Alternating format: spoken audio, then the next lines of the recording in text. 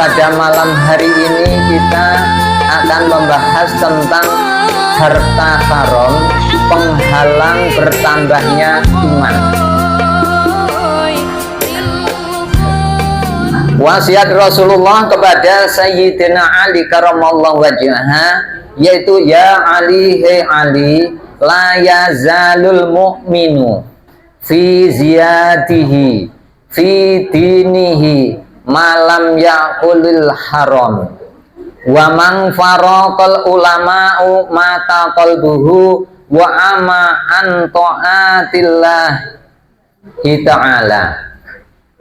Jadi malam hari ini kita akan membahas tentang harta yang haram. Ini bisa menghalang-halangi bertambahnya iman kita, yaitu wasiat Rasulullah kepada Sayyidina Ali, ya Ali, la yazalul mu'minu fi ziyadihi fi dinihi malam yakulil haram. La yazalul ini tidak berhenti-berhenti atau terus-menerus. Kalau bahasa anak pesantren ini la yazalu ora gingsir-gingsir. La yazalu ora gingsir-gingsir apa al mukminu atau iman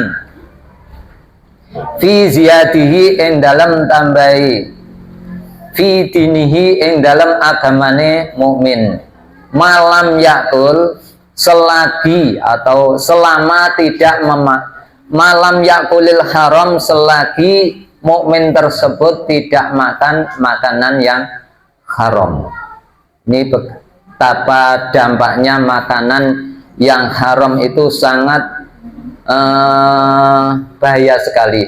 Karena kalau kita makan makanan ini, makan yang haram, ini dampaknya kalau yang seharusnya iman kita ini setiap hari bisa bertambah, tapi karena sesuatu hal yang yaitu memakan makanan yang haram sedikit saja, ini bisa menghalangi atau menghentikan iman kita kepada Allah Subhanahu wa Ta'ala. Untuk itu harus betul-betul kita jaga makanan. Yang enggak hanya makanan aja, Bu, terutama pakaian yang kita gunakan. Pokoknya semuanya hasil rezeki kita itu semuanya harus bersumber dari yang halal. Kalau sedikit aja ada yang haram, ini yaitu bisa menghambat atau menghalang-halangi keimanan kita pada Allah Subhanahu wa Ta'ala.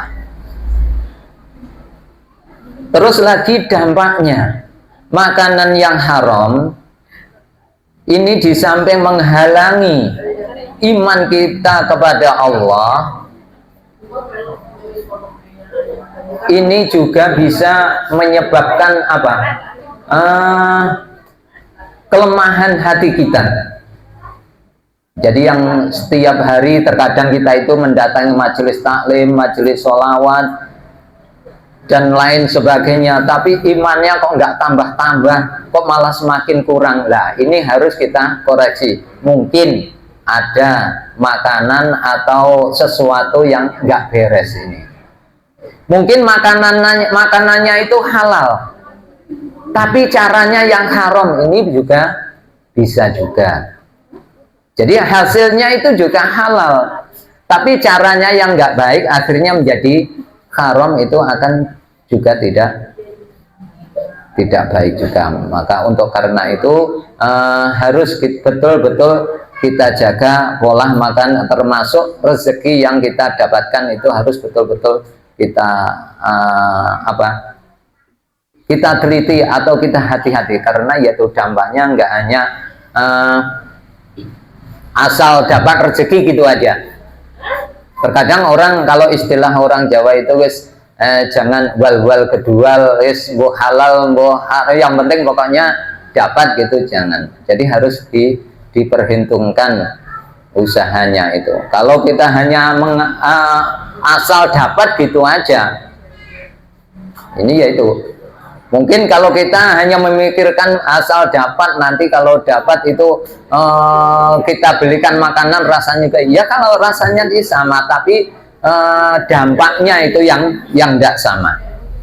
dampaknya yang tidak sama. Untuk itu terutama dalam kita ngasih makanan kepada anak ini harus kita jaga betul. Jangan sampai makanan yang kita kasihkan kepada anak itu makanan yang haram. Halal dalam arti ini juga bentuk makanan yang harus benar-benar halal, terus sumbernya atau hasilnya juga dari makanan yang halal. Terkadang ada makanan bentuknya halal tapi caranya yang nggak baik atau caranya yang haram, akhirnya akan menjadi haram.